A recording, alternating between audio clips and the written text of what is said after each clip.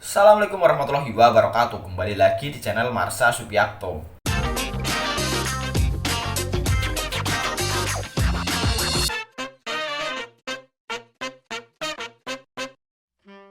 Pada kesempatan kali ini kita akan kembali membahas informasi menarik.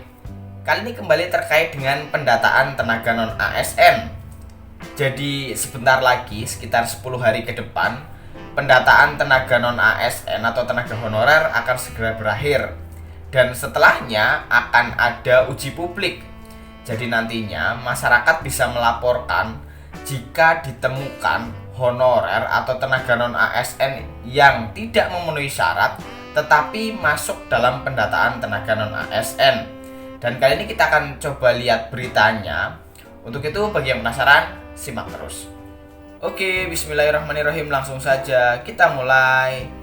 Jadi informasi terkait dengan uji publik diberitakan oleh cpnn.com. CPNN memberitakan dengan judul 1 Oktober uji publik pendataan non ASN dimulai. Ada honorer bodong, laporkan. Kita coba bacakan. Jakarta menjelang 10 hari terakhir pendataan non ASN di aplikasi Badan Kepegawaian Negara mengundang kecemasan di kalangan honorer. Ternyata masih banyak honorer yang belum terdata di admin instansinya. Tenaga honorer yang aktif bekerja tetapi mereka terkendala di slip gaji karena sumber gajinya dari dana sukarela, ungkap Ketua Dewan Pembina Forum Honorer K2 Tenaga Teknis Administrasi Nur Baitih kepada cpnn.com Selasa 20 September 2022. Kondisi tersebut selanjutnya berbanding terbalik dengan jumlah honorer bodong yang muncul akibat permainan oknum di daerah. Manipulasi data marak, SK honorer palsu bertambah banyak. Honorer yang sudah tidak bekerja belasan tahun tiba-tiba masuk pendataan. Ironis sekali, honorer asli dan aktif tidak bisa masuk pendataan non-ASN. Yang bodong malah bisa masuk, kritiknya. Nur mengungkapkan munculnya honorer bodong itu terjadi merata di daerah-daerah. Honorer yang mau membayar akan mulus masuk pendataan. Menurut Nur, dari pembicaraan di grup forum honorer, banyak yang mengeluhkan ada di berbagai daerah melakukan hal tersebut. Sebab rata-rata yang dimasukkan itu kebanyakan para titipan. Bahkan ada juga yang berani membayar agar bisa terinput.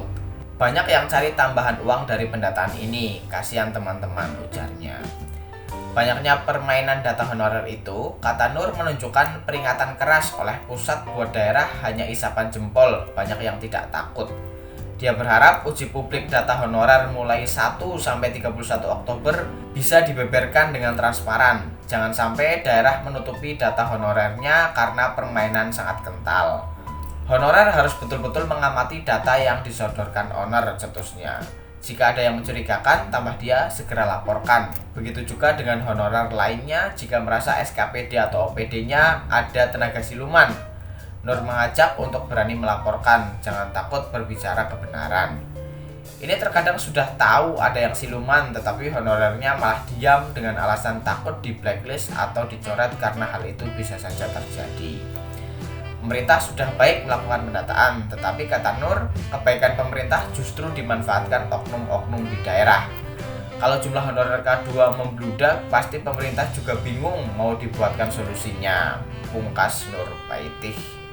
Jadi itulah berita terkait dengan uji publik yang akan mulai dilakukan di tanggal 1 Oktober besok. Dan semoga data non-ASN atau pendataan non-ASN yang sudah dilakukan benar-benar mendata honorer atau tenaga non-ASN yang sesuai persyaratan ya. Dan benar kata Nur Baitih ini, jika ada honorer bodong memang sebaiknya masyarakat berani untuk melaporkan agar output database honorer di BKN yang dihasilkan memang benar-benar honorer yang sebenarnya. Jadi mungkin itu yang bisa disampaikan pada kesempatan kali ini. Jika ada tanggapan atau pertanyaan, silahkan tinggalkan di kolom komentar. Terima kasih, mohon maaf bila ada kesalahan. Wassalamualaikum warahmatullahi wabarakatuh.